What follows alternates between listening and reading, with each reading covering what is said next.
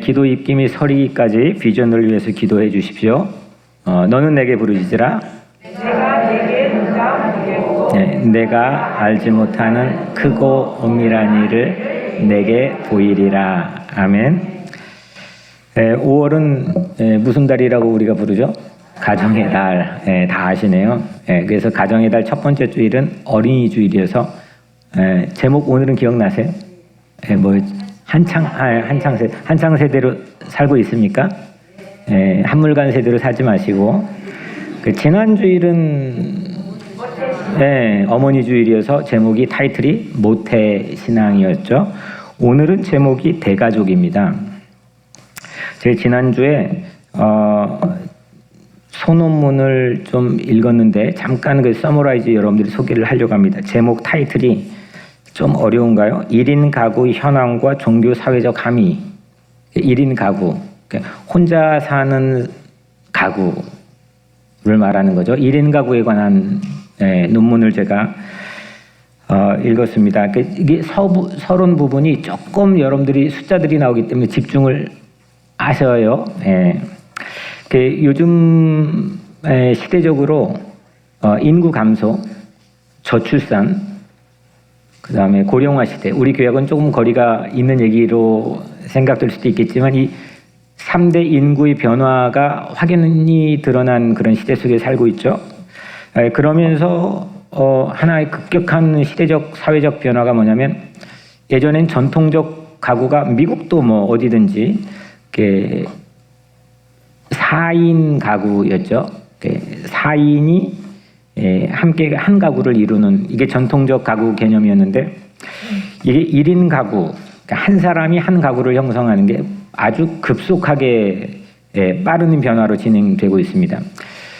미국도 10년 만에 한 번씩 센서스 인구 조사를 하는데, 이거는 그냥 우리 몇 명 사나 이게 아니라 이걸로 사회적 정책을 수립하고 예산을 집행하고 모든 사회적 대응을 인구로 가장 기본에 대해서 하기 때문에 상당히 중요한 거죠.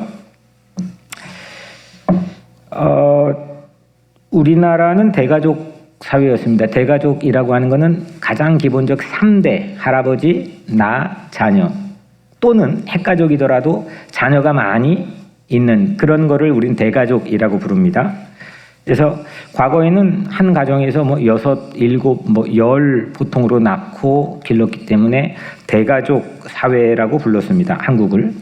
1990년대까지만 해도 1인 가구가 뭐라고 이제 기억나시죠? 1인 가구, 한 사람이 한 가구를 형성하는 게 한국 사회의 9%였습니다.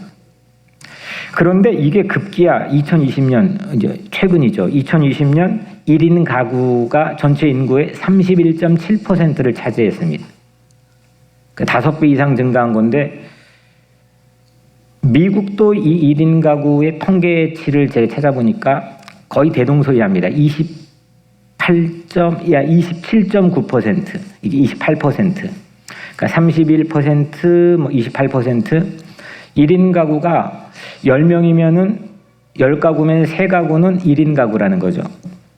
북유럽 국가들, 스웨덴, 덴마크, 노르웨이는 무려 47.5%가 1인 가구입니다. 한국 사회가 2047년에 접어들면 1인 가구와 2인 가구를 합쳐가지고 무려 72.3%를 전망했으니까 10명 중에 7가구 이상은 무조건 소규모의 가구로 진행이 된다는 거죠. 이거는 사회학자들이 예상을 하는데 10년 후면 이렇게 펼쳐지겠다. 가장 못 맞추고 가장 부정확하고 그 예상을 뛰어넘는 게 인구의 변화입니다. 지금 전 지구적으로 이거를 종잡아가지고 플러스 1을 내는 게 불가능한 시대처럼 아주 난공불락이라고 합니다. 그래서 우리 교회도 제가 한번 처음으로 세봤습니다. 제가 워낙 혼자 사시는 분들에 대한 배려를 좀 하는 공동체가 되었으면 좋겠다고 많이 강조를 했잖아요. 장마가 오고 폭풍우가 쳐도 혼자 사시는 분들을 전화를 돌리고 그랬는데, 처음으로 저도 이제 1인 가구를 한번 우리 교회에 세워봤습니다. 34가정, 이게 어떤 기준으로 잡느냐에 따라 약간 차이가 있겠지만, 약간 맥시멈으로 잡아서 34가정, 공교롭게도 26.9%, 그러니까 미국과 거의 1% 차이밖에 나지 않기 때문에 거의 똑같다라고 생각하시면 됩니다. 시대적 추이에 우리 교회도 거의 발맞춰서 1인 가구가 4명 중에 1명은 1인 가구라는 겁니다. 저도 깜짝 놀랐습니다. 아, 이렇게 많구나. 더 놀란 건 연령 분포입니다. 이 1인 가구의 연령 분포를 보니까 30대 이하가 1인 가구 36%입니다. 그리고 40대에서 50대 사이가 30.5%, 그 다음에 60세 이상이 33.6%. 사실 이 통계치를 보기 전까지 제 예측은 60세 이상 되시는 고령화 시대에서 어른들이 이렇게 대부분 1인 가구이겠다라고 추측을 했는데 제 예측은 아주 그냥 손쉽게 깨져버렸습니다. 모든 연령의 1인 가구가 예외가 없습니다. 누구도 예외가 없습니다. 고루 분포되어 있습니다. 원인을 누구도 한마디로 규정하기가 어렵답니다. 이 전문가들의 얘기가. 하지만 가장 첫 번째는 지난 세기 여성의 경제활동의 급속한 증가, 사회적으로 여성이 우리 교회도 다 일하시잖아요. 그리고 두 번째가 비혼 아니면 만혼과 같은 결혼관에 대한 급격한 변화, 그리고 가족의 해체, 교육으로 기러기 가정이 만들어지고 또 고령의 독신 가구가 증가하고 여러 가지 이유들을 대고 있습니다. 생애를 지나면서 어떤 형태로든 요즘 시대는 내가 1인 가구를 사는 시기를 거칠 확률이 매우 높다는 겁니다. 그러니까 누구를 막론하고 예외가 없다는 겁니다. 저도 어린 소년 시절에는 1인 가구의 경험을 결혼 전까지는 했고, 그 다음에 저희 어머니는 대표적인 1인 가구의 전형적인 이그젬플이고요. 우리 교회도 4명 중에 1명 이상은 1인 가구이신 겁니다. 저도 이렇게 이번 통계치를 보면서 또 오늘 본문을 같이 읽어보면서 한 주간 기도하면서 묵상하면서 처음 생각해 보니까 예수님의 공적 생애, 3년 동안 이 공적 생애도 엄밀히 말하면 1인 가구를 사셨구나. 그죠? 인자가 머리 둘 곳이 없으셨고 태어나 자랐던 나사렛이라는 동네를 떠나셨기 때문에 엄밀히 말해 1인 가구의 삶을 예수님도 사셨습니다. 그리고 성서는 1인 가구의 전형인 고아, 과부, 나그네를 핵심 이웃으로 성경은 우리에게 제시하고 있습니다. 그러면 과연 이렇다면 시대적 상황이 이렇게 지금 급격하게 예상을 못할 정도로 바뀌고 나도 거기에 예외가 아니고 성서는 이렇게 아주 3000년 전부터 제시를 해왔었고, 근데 그러면 우리 교회는 1인 가구에 어떤 공간을 제공해 오고 있는가? 그리고 관심을 두고 있는가? 어느 정도의 관심을 어떤 형태로 두고 있는가? 이런 급격한 사회의 변화에 교회는 선도적인 가치관을 제공할 만한 능력이 있는가? 오히려 따라가기도 버거운가? 뭔가? 이게 오늘 이 말씀 본문을 대하는 저에게 주신 질문입니다. 그리고 여러분들과 함께 나누고자 하는 은혜입니다. 이제 조금 이렇게 통계치를 했으니까 머리 푸시고, 긴장 푸시고, 눈 너무 약간 힘 수그러뜨리시고, 왜냐면 계속 주목하기가 집중하기가 쉽지 않으니까요. 이제 본문으로 돌아보겠습니다. 좀 전에 말씀드린 것처럼 예수님께서도 엄밀히 말하면 뭐라고 그랬죠? 1인 가구일 수 있다. 단정적으로 그렇게 말하기는 힘들겠지만 추정을 해보면 충분히 그런 개연성이 있다는 것을 특별히 오늘 본문이 우리에게 보여줍니다.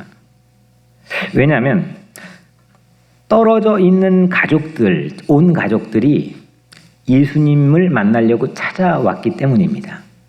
오늘 첫 절에 46절에 보면 예수께서 무리에게 말씀하실 때에 그와 그의 어머니와 동생들이 예수께 말하려고 밖에 섰더니, 그러니까 예수님이 군중들 앞에서 말씀을 전하고 있었어요. 그게 설교의 형태인지 성경 공부일지 I don't know. 하지만 분명한 거는 사람들에게 말씀을 전하고 있는 때에 예수의 어머니와 예수의 동생들이 예수께 뭔가를 말하려고 밖에서 찾아왔다는 겁니다. 이게 오늘의 팩트입니다.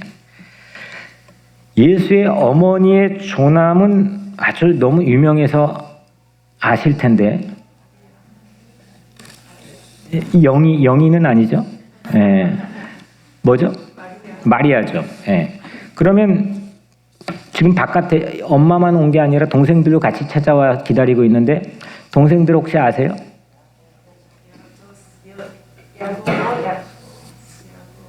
야고보만 계속 야고보 예수님이 동정녀 출산이시니까 처녀 때 예수님이 낳았으니까 형이 있어요, 없어요? 그죠? 장남인 거는 분명한 겁니다. 그러면 동생들의 이름들은 오늘 말씀 12장인데 13장 55절에 보면 그의 어머니는 마리아, 안 찾아도 돼요. 저를 보시는 게 좋아요. 그 어머니는 마리아, 그의 형제들은 야고보, 요셉, 시몬, 유다라 하지 않았느냐. 그러니까 4명이에요. 그죠? 그러니까 예수님까지 시블링, 형제들이 5명입니다.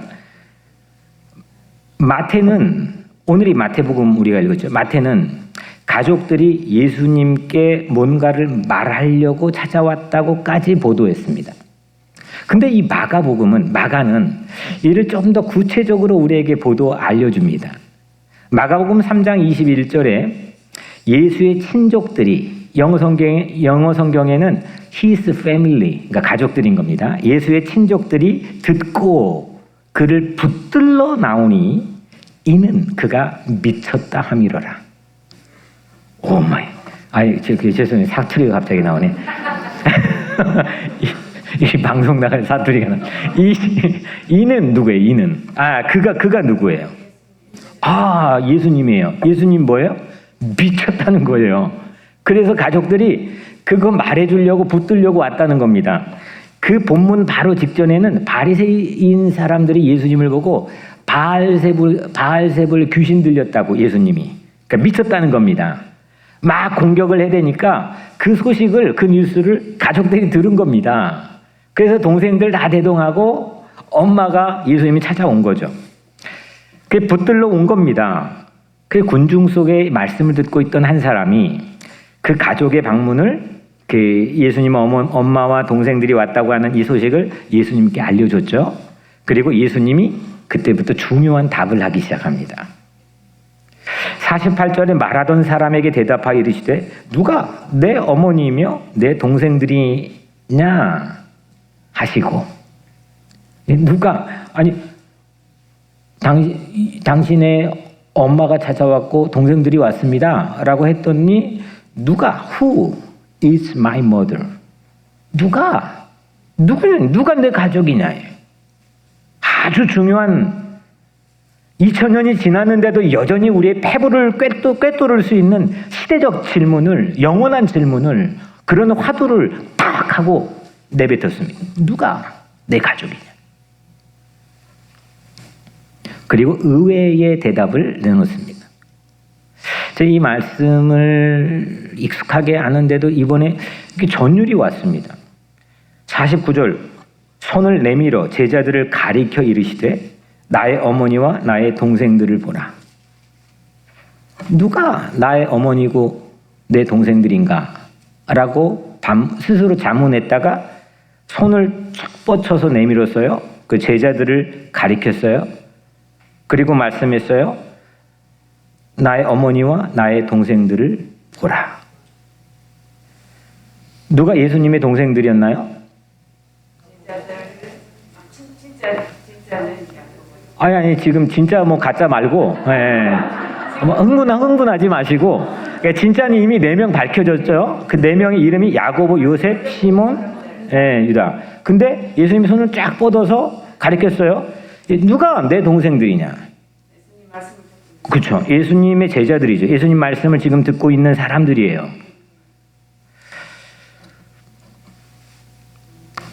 거꾸로 말하면 예수님께서 이거를 동생들이라고 하면 우리 지금 개념에서 예수님 워낙 권위가 우리가 이렇게 위에 올려놔 버렸기 때문에 동생들 괜찮아요. 받아들일만 해요. 이게 거꾸로 뒤집어 보면 예수님이 그들의 마티 형님을 자처하는 거죠. 예수님 형이에요.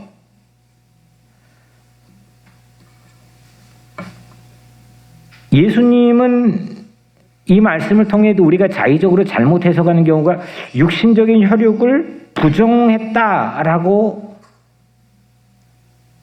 잘못 해석할 수도 있지만 그게 아니라 제자들에 대한 강력한 긍정을 말씀하시는 겁니다. 제가 내 동생이라는 겁니다.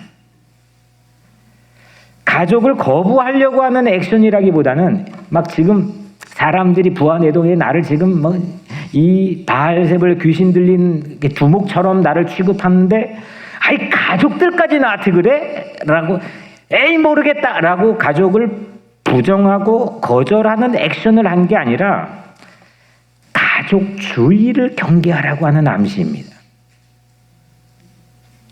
아주 중요한 겁니다. 여러분들 5월이 뭐라고 그랬죠? 가정의 달. 아마 한국 교회들은 이민교회나 한국교회 뭐 다 열어보면은 뭐 부모를 공경하라, 자녀는 순종하라, 전부 천편일률적으로 가정에 관한 설교를 주일날 뭐 대부분 할 겁니다. 가족 좋죠. 근데 여러분들에게 질문을 한 가지 하겠습니다. 가족은 무조건 선이고 모든 것의 중심에 가족이 놓여 있다. 이게 좋은 건가요? 안 좋은 걸까요? 그러니까 물어봤겠다고 생각하시겠죠? 예. 가족은 무조건 선이다. 가족만큼 우리에게 끈끈한 게 나를 버티게 하는 힘이 어디 있습니까? 우린 부인할 수 없잖아요. 근데 가족만큼 나에게 스트레스가 되고 이게 5만 가지 나의 삶의 문제에 가장 근원적으로 제공하는 게 없는데도 불구하고 나는 희생을 기꺼이 용납하고 또 나는 기꺼이 그거에 대한 받을 만한 권리가 있다고 얘기할 수 있는 게 가족입니다. 가족이 가장 나에게 무조건 선이다. 그 누구도 터치 못합니다. 반항 못합니다. 다 동의할 겁니다. 근데 이게 과연 좋을까? 근데 이렇게 되면 남의 가족과 내 가족 사이에는 허물 수 없는 강력한 벽이 생깁니다. 그잖아요? 이것만큼 끈끈한 게 없거든요. 이걸 넘어뜨릴 수 있는 게 없거든요. 근데 가족은 무조건 선이다. 거기에다가 그 벽을 뒷받침할 만한 기준들을 만듭니다. 그 기준이 남이 동의한 적도 없습니다. 그런데도 불구하고 우리는 누구나 그 가족이 무조건 선이고 거기에 합당한 그 벽을 만들기 위한 기준들, 우리의 룰들을 남이 동의해 준 적도 없는데 그냥 우린 남에게 무차별적으로 행세합니다. 그게 진리인 것처럼, 마치 그게 정의인 것처럼 가족이니까 이렇게 행사합니다. 근데 거기에서 나오는 가장 큰 우려는, 예수님의 우려는 이런 순간 이래 버리면 남의 가족과 내 가족 사이에는 허물 수 없는 벽이 생긴다는 겁니다. 대표적인 예가 있습니다. 유대인들의 분리 정책입니다. 이건 비단 최근뿐만 아니라 성서에서 우리에게 고발하고 있는 오랜 기간의 모습입니다. 그들이 자화상입니다. 그걸 뒷받침했던 기준이 뭐냐? 율법이 아니라 율법주의입니다. 그걸 예수님이 본 겁니다. 야, 이거 무서운 거다. 야, 너희들이 하나님이 주신 법, 그거를 율법주의로 만들어서 이렇게 벽을 만들 수 있느냐? 유대인들이 가는 곳마다 여전히 대적 전선이 형성되고 피바람이 불어왔다는 까닭이 뭔지 아십니까? 율법의 본래 처음 말랑말랑한 선한 하나님의 뜻은 다 말라 비틀어버린 채 율법주의로 극단적인 분리를 삼았기 때문입니다. 우리 혈통, 우리 단일민족, 우리 가족, 우리 가문 전부 다 그거를 예수 이후에 첫 번째로 깨고자 자기 혼신을 던져서 도전한 복음의 전령자가 바울이죠.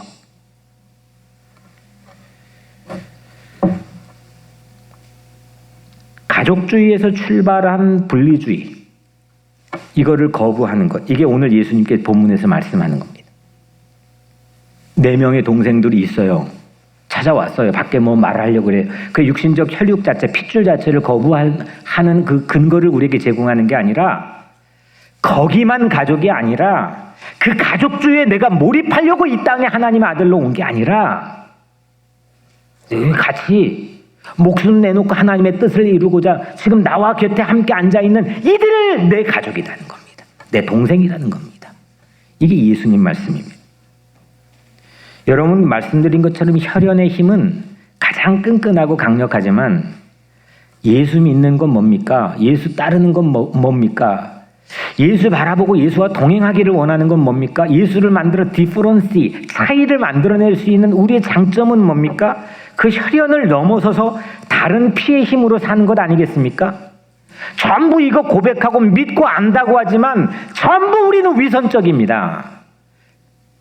내 가족주의에 매몰돼서 너머에 있는 가족과 우리는 유대하기가 매우 어려운 처지에 놓일 때가 많기 때문입니다. 여러분들 예수님은 하나님의 독생자 맞습니까? 그럼 좀 이게 학문으로 말하니까 어려우시구나. 예수님은 하나님의 하나밖에 없는 아들 이십니까?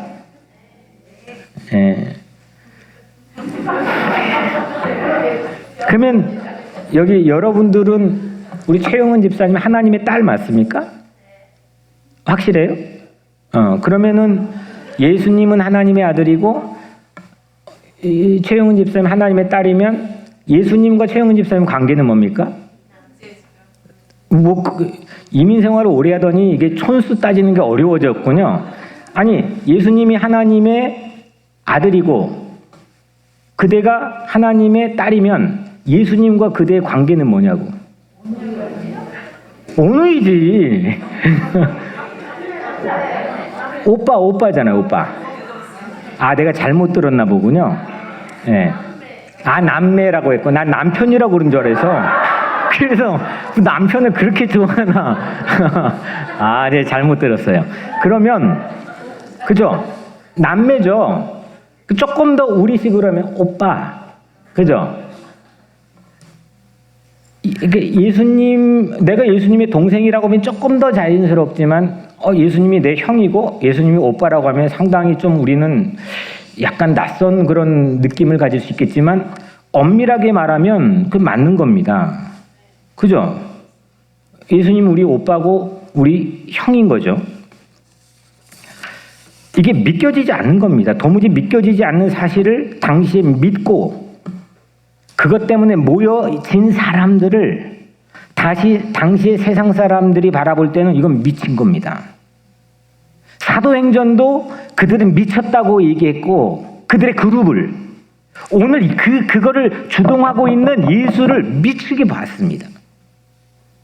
우리가 상식적으로 이게 너무 당연한 것, 나는 하나님의 딸이고 하나님의 아들이라는 게 너무 당연한 것처럼 그리고 위선적으로 그 가족을 받아들여 버렸기 때문에 아무 감흥도 없고 아무 생각도 없는 거지만 이건 미친 겁니다. 이상한 겁니다. 예수님이 오빠가 되고 형이 되고 하나님이 나의 아버지가 되고 이를 믿는 모든 이가 자매와 형제가 되는 것, 심지어 사도행전 2장에 그들이 경제적으로 생활권이 유무상통했다는 것, 이거를 후에는 교회, 에클레시아라는 공동체로 불렀습니다.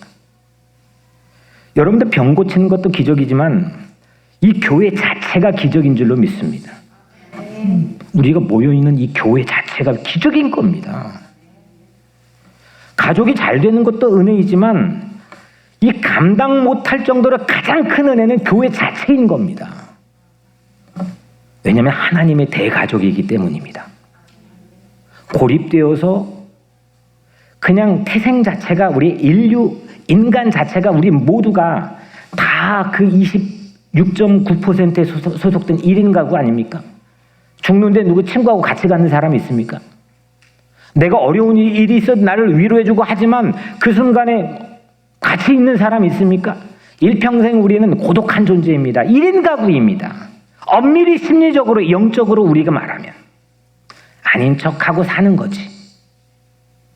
그래서 그 고독함을 메우기 위해서 뭐 자녀건 뭐 혈연이건 뭐든 간에 그거를 끄집어 와서 우리는 공동체라는 소속감을 사람들이 필요로 하지만 우리는 엄밀히 말해 1인 가구입니다.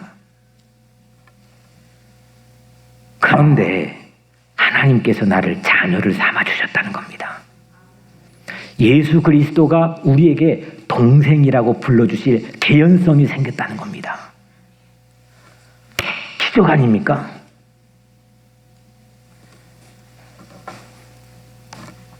가족은 소중합니다. 그런데 가족 주의는 우리를 더 고립시킵니다. 세상은 아무리 이 센서스를 하는 최고의 사회학자들이 자기들이 조사해놓고 거기에 맞는 정책을 합리적으로 만들지를 못합니다. 그런데 우리 교회는 가지고 있습니다. 이 해답을.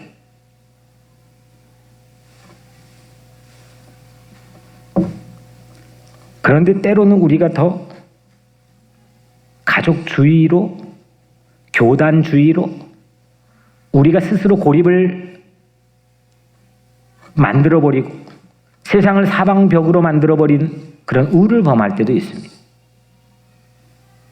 교회는 새로운 헌혈이 이루어져야 되는 곳입니다. 우리 안에는 누구 피가 있느냐, 내 엄마 피가 있느냐, 아빠 피가 있느냐, 내 DNA와 유전인자의 형질에 따라서 나에겐 이런 습관이 있고 이런 텐던시, 경향이 있고 뭐 여러 가지가 나도 모르는 사이에 있겠지만 그거가 아니라 우린 두 번 태어난 사람으로 나에게는 예수의 보혈이 흐르고 있다는 겁니다. 그 예수의 보혈을 누군가에게 헌혈해 줄 수 있는 곳이 교회여야 됩니다. 가족을 삼아야 됩니다. 다 우린 불완전합니다. 우리 안에 화도 날 때도 있고 실수할 때도 있고 우린 다 죄인들이고 불완전하지만 한 가지 확실한 건 내 안에 나를 자녀 삼아주신 하나님에 의해서 예수 그리스도의 거룩한 십자가 보혈이 내 안에 유전인자로 있다는 겁니다. 그리고 그거를 우리는 누군가에게 헌혈하는 사명을 받았습니다. 그게 그 스테이션이 교회입니다. 그래서 하나님의 대가족이 만들어지는 거죠. 에베소서 2장 13절, 이전은 전에 멀리 있던 너희가 그리스도 예수 안에서 그리스도의 피로 가까워졌느니라. 에베소라고 하는 저기 당시에 유럽에 들어가는 초입에 있는 큰 도시에 처음 가서 바울이 만난 인종이 다르고 문화가 다르고 언어가 다르고 이런 사람들을 만났는데 이전엔 너희들이 전에 멀리 있던 너희였는데 그리스도 예수 안에 그리스도의 피로 이 외국인들과 이방인들까지도 모두 다 가까운 형제 자매가 되었다는 겁니다. 야, 예수 피로 우리는 자매와 형제가 되는 개연성이 아니라 그런 삶을 우리가 누리게 되기를 주의 이름으로 축원합니다. 가족입니다. 패밀리입니다. 우리 교회 27% 1인 가구, 또 교회 너머에 이 미국 땅 28%의 1인 가구 모두 다 예수 보혈로 하나님의 대가족이 되어지는 그런 기적이 되는 꿈을 우리가 함께 꾸는 그런 공동체가 되기를 주의 이름으로 간절히 축원합니다.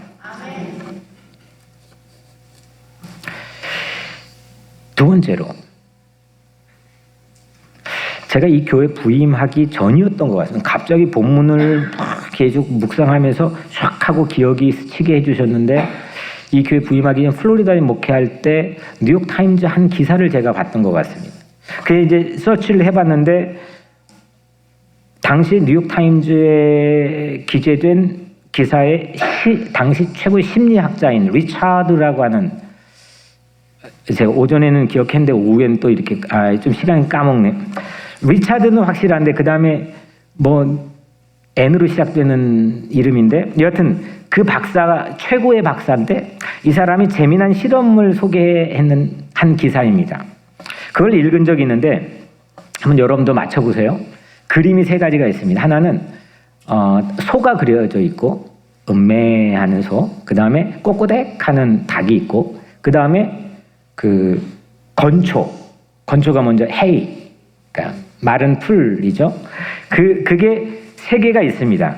그 세 개가 있는데 이 세 가지 그림을 다 보여주고 서로 관련되는 두 개의 그림을 골라라라고 하는 실험입니다. 여러분들은 뭘 고르겠습니까? 제가 어제 설교 준비하며 우리 쌍둥이에게 실험을 해보고 왔죠. 여러분이라면 뭘 고르겠습니까?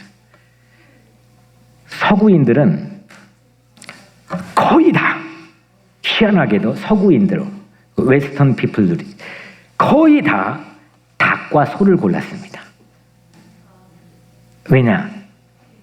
동물이라는 공통 카테고리가 있기 때문입니다. 그런데 동양인들은 또 거의 다 소와 건초를 골랐습니다. 왜냐하면 소가 건초를 먹기 때문인데 이거는 관계, 릴레이션십을 주목했기 때문입니다. 이 실험에서 이 심리학자가 말하고자 했던 것은 뭐냐면 서구인은 부류, 범주, 다시 말하면 카테고리를 받고 동양인들은 관계, 릴레이션십을 주목했다는 겁니다. 우리는 지금 공부하는 우리 자녀들도 제가 논문 쓸 때도 전부 다 카테고리를 주목합니다. 논문의 목차에서의 카테고리, 차이가 뭐냐, 이걸 어떻게 배열할 거냐, 범주가 어떻게 묶을 거냐. 우리는 그 차이를 만들어가지고 범주, 그룹을 묶어내는 건 별로 중요하지 않습니다. 관계입니다. 사실 우리는 다 거기에 익숙해져 있지만 본래 동양인들의 마음속에는 옛날 책 보면은 관계를 말하는 거지 카테고리 목차를 만들어가지고 하는 건 없거든요. 그런데 여러분들 놀라운 건 이 실험이 갑자기 확 하면서 오늘 본문을 제가 묵상하는데 예수님은 놀랍게도 부류와 이 카테고리와 관계 릴레이션십을 모두 보셨습니다. 뭐냐? 50절에 마지막 절이죠. 누구든지 하늘에 계신 내 아버지의 뜻대로 하는 자가, 이거는 범주죠. 카테고리예요. 차이가 누군가와 발생되는 겁니다. 그죠? 하나님의 뜻대로 실천하는 사람, 행동하는 사람, 그런데 그 자가 내 형제고 자매고 어머니다. 이거는 뭐예요? 릴레이션십입니다. 여러분들 요즘 전 세계적으로 미국이나 한국이나 이렇게 해결하지 못하는 진영 간의 갈등, 이 보수는 미국의 이 가치는 개인의 자유입니다. 헌법에도 명시되어 있는 개인의 자유, 이거는 보수적 가치입니다. 그런데 진보적 가치는 뭐냐? 집단입니다. 이 공동체의 복지를 어떻게 책임지고 모두를 지켜낼 건가? 이게 진보의 관점입니다. 근데 이게 실제 그 가치 가지고 싸우는 게 아니라 얼토당토하는 이상한 거 가지고 전부 다 싸우고 끊임없는 전쟁을 하고 있습니다. 뭘 가지고 싸운지도 모르고 제가 보니까. 그런데 예수님은 이 두 가지를 다 얘기하면서 서구 사회가 가지고 있는 카테고리로 나누는 맹점이 있습니다. 그게 뭐냐? 부류만 계속 나눕니다. 너와 나의 차이만, 개인의 안녕과 개인의 자유와 번영을 지키기 위해 카테고리를 계속 나누는데 차이만 확인하고 그건 답이 없습니다. 그런데 반면에 그럼 우리는 괜찮냐? 이 동양 사회가 가지고 있는 맹점은 뭐냐? 관계만 강조하다가 집단주의의 개인의 자유를 희생시키는 경우가 너무 많습니다. 두 가지 다 맹점이 분명합니다. 근데 예수님에게 부류, 카테고리를 나누는 그룹, 하나님의 뜻대로 행하는 자라는 카테고리를 나눈 목적은 뭐예요? 관계입니다. 이 관계는 그 카테고리를 나누는 반드시 열매가 되어야 합니다. 차이를 위한 차이를 만드는 게 아니라 전부 그러고 있거든요. 내가 신앙을 가지고 있다, 하나님의 뜻대로 교회를 다니고 있다, 이 목적은 분리를 위해서가 아니라 하나님의 가족을 만들기 위함입니다. 이게 우리에게 예수가 준 위대한 해답입니다.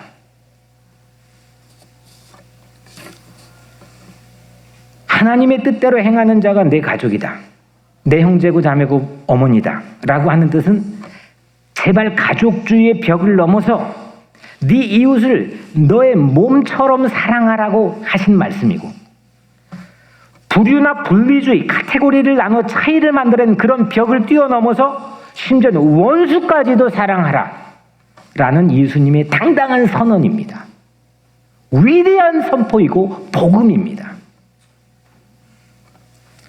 3년 공생애 동안 예수님께서 피토하며 외치셨던 말씀과 그 삶의 핵심이 뭡니까? 우리를 하나님의 가족, 하나님의 아들, 딸로 삼아주신 거고 우리를 형제, 자매로 묶어낸 겁니다. 물과 피를 쏟으며 6시간 동안 죽음의 고통, 진액을 다 쏟고 결국 죽어버렸던 십자가의 알맹이가 뭡니까? 그건 하나님의 뜻을 품고 땅끝까지 낯선 이들을 찾아 만나고 품는 사랑의 대행진을 하라는 새로운 사명입니다. 하나님의 뜻대로 하는 자가 내 형제요 자매요 모친이다. 이거는 순종이 피보다 진하다는 겁니다. 전부 다 피보다 더 진한 게 있다고 생각하며 믿고 살아가는 척하지만 전부 위선에 빠져 있지만, 오늘 예수님께서 우리에게 하신 말씀은 순종이, 그분의 뜻대로 하는 삶이 피보다 진하다는 겁니다. 3일 있으면 5.18 광주 민주화운동 몇 주년입니까? 저는 그 사실을 나중에 알게 되었지만 제 삶을 움직이는 매우 중요한 축이 되어버렸습니다. 그래서 영국으로 떠나기 전까지 매번 거기를 방문했습니다. 그리고 그 고립된 시간 속에서 자식을 잃고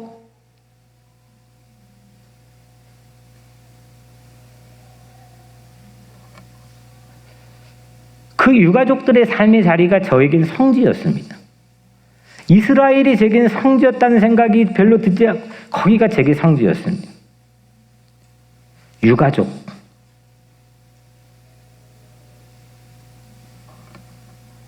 그리고 70년이 넘어버렸지만 전쟁에서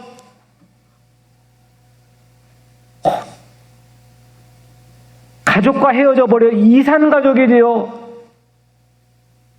살아오는 삶의 애환, 저의 아픔이 되었습니다.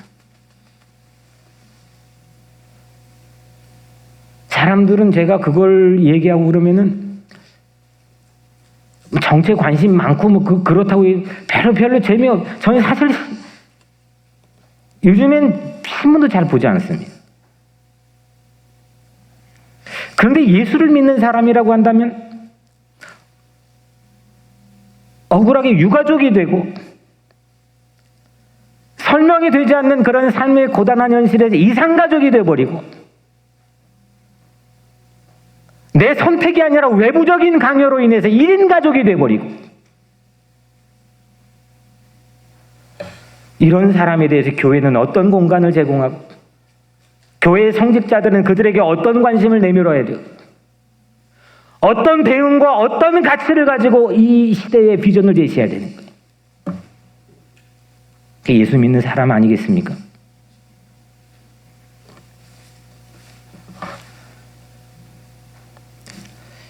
예수님께서 우리에게 해주셨던 말씀이 뭘까? 내가 익숙해져 버린 걸 가지고 예수의 생각이라고 생각하는 거 말고 끊임없이 새롭게 예수는 어떤 생각이었을까? 예수는 왜 우리에게 그렇게 말했을까? 끊임없이 마르지 않는 샘물처럼 우리에게 새로운 해답과 갈 길의 방향을 제시해 주는 것 같습니다. 지난주에 우리 노아방주 팀을 모시고 다윗 뮤지컬을 보고 왔습니다.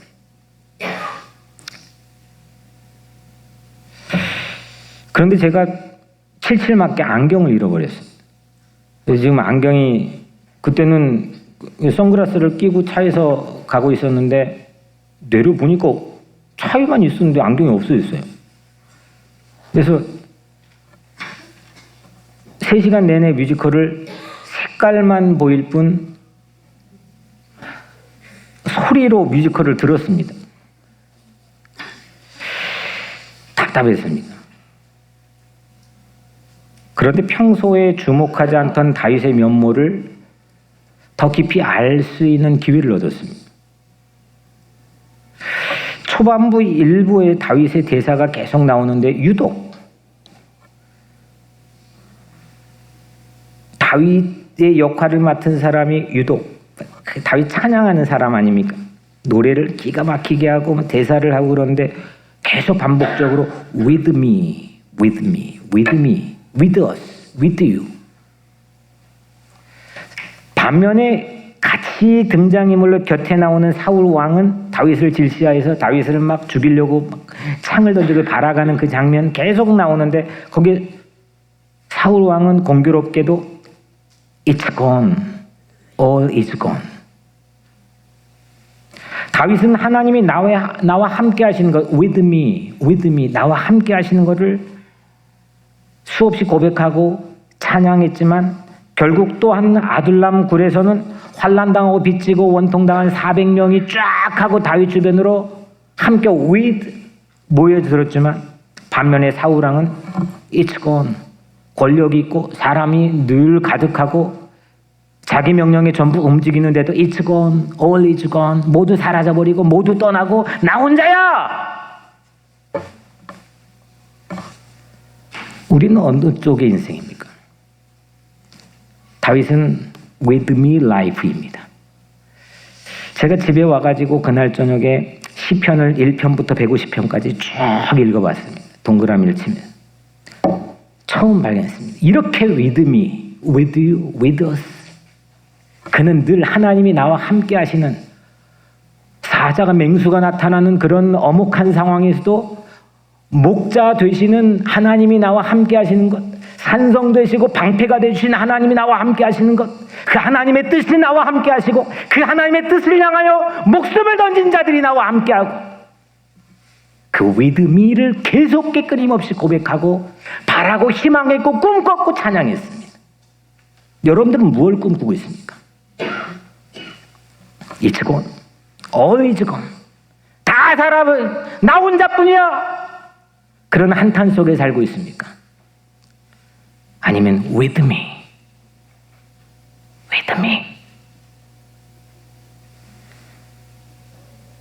공공한 처지에 홀로 놓여 있는데도 아무도 없는데도 with me.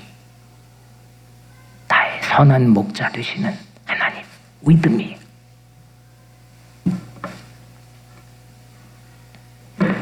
하나님의 뜻과 함께하는 사람, 그 사람들과 함께하는 우리를 소망합니다. 여러분들 당시 오늘 본문 안에 예수님의 일이 사회적으로 비춰질 땐 상당히 위험해 보였고 전복적이었고 심지어는 소개한 것처럼 바알세불의 악마적이라고까지 공격하는 사람들의 비난이 수도 없었습니다. 심지어 여러분들은 그 예수님을 이렇게 형처럼 너무 달갑게 너무 흠모하면서 너무 좋아하지만 당시에는 그렇게 만만한 분위기가 아니었습니다. 심지어 가족들조차도 부안해동에서 찾아왔습니다. 그런데 그러한 공격에 전혀 겁먹지 않는 사람들이 있었습니다. 바로 거기 예수님 주위에 앉아있던 사람들입니다. 우리도 제자들처럼 그때 그 제자들처럼 겁먹지 않고 예수님의 주변에 앉아 하나님의 말씀 듣기를 소원합니다. 그 말씀 듣고 그 말씀을 실천하고 그 말씀을 행동하기 위하여 그 모습 보고 예수님이 내 동생들이야 라는 극찬을 듣는 그런 삶을 소원하기를 축복합니다. 저는 보혈의 능력을 믿습니다. 보혈의 능력은 주문이 아닙니다. 그냥 무당 푸닥거리 할 때 사용하는 그런 격 떨어지는 주문이 아닙니다. 보혈의 능력은 세상을 뒤집어 놓고 우리를 거듭나게 하는 새로운 생명의 능력입니다. 베드로전서 1장 19절 오직 힘없고 점없는 어린 양 같은 그리스도의 보배로운 피로 된 것이니라. 아멘. 보배로운 피로 된 것이니라. 보혈로 우리는 가족이 되었습니다. 보혈로 우리는 가족을 삼는 꿈을 꿉니다. 사랑하는 여러분, 우리는 교회를 다닙니다. 예수를 믿고 예수를 바라보고 예수와 함께 그 가치에 동의하면서 그 주변에 앉아있는 사람들입니다. 과연 우리를 향해서 오늘 예수님께서 내 동생들이야 라고 그 들을 만한 그런 삶을 우리가 살고 있는가? 그런 공동체, 그런 교회인가? 고난받는 세상에 고아와 과부와 나그네를 대가족으로 함께 맞이하고 환대하고 삼아내는 그런 교회가 되기를 축복합니다. 실은 내면적으로, 영적으로, 심리적으로 우리 모두는 1인 가구일지도 모릅니다. 27% 안에 속해 있던 너가 그리스도의 보혈로 우리가 되어서 하나님의 가족이 되기를 축원합니다. 세상 위협에 전혀 겁먹지 않고 당당하게 예수 주변에 하늘 뜻을 듣고 따르기로 결심하는 그런 대가족을 만나는 꿈을 꾸는 행복한 사람들이 여러분들 되기를 축복합니다. 내가 예수의 동생이고 너가 예수의 동생이고 그 대가족의 요람이 되는 곳이 뉴욕 우리 교회가 되기를 주 이름으로 축원합니다. 기도하겠습니다. 은혜로우신 아버지 하나님 감사합니다.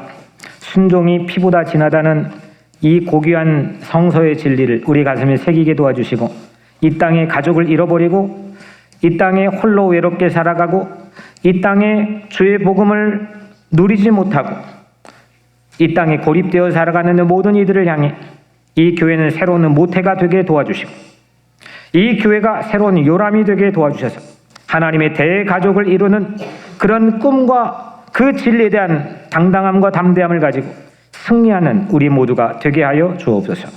예수 그리스도 이름으로 간절히 기도드리옵나이다. 아멘.